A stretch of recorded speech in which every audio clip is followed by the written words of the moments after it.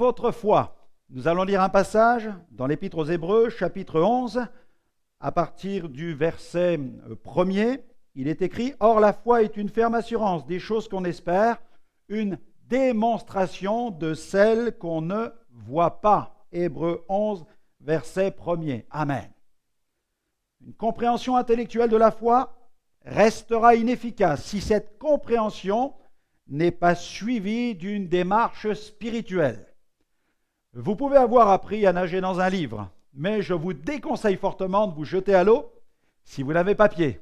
Si vous décidez de plonger quand même, je crains que vous n'ayez pas même le temps de vous rappeler les enseignements de votre première leçon.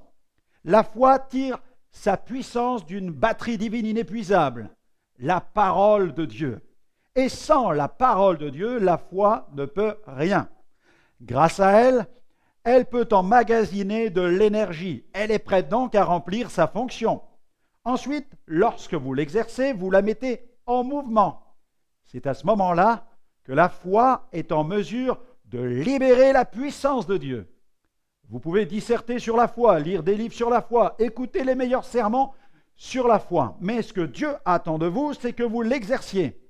Le revivaliste George Whitefield a commenté ce passage de cette manière. Il dit « La foi, c'est l'anticipation confiante des choses qu'on espère, la conviction ferme des choses qu'on ne voit pas.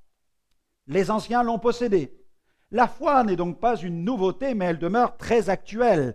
Elle est pour vous aujourd'hui, maintenant. La foi ne se démode pas, elle traverse les époques. La foi reste jeune. » Alors je vous recommande cette prière aujourd'hui. « Seigneur, merci pour ces difficultés, pour ces épreuves qui me permettent d'exercer la foi, mais aussi de grandir spirituellement.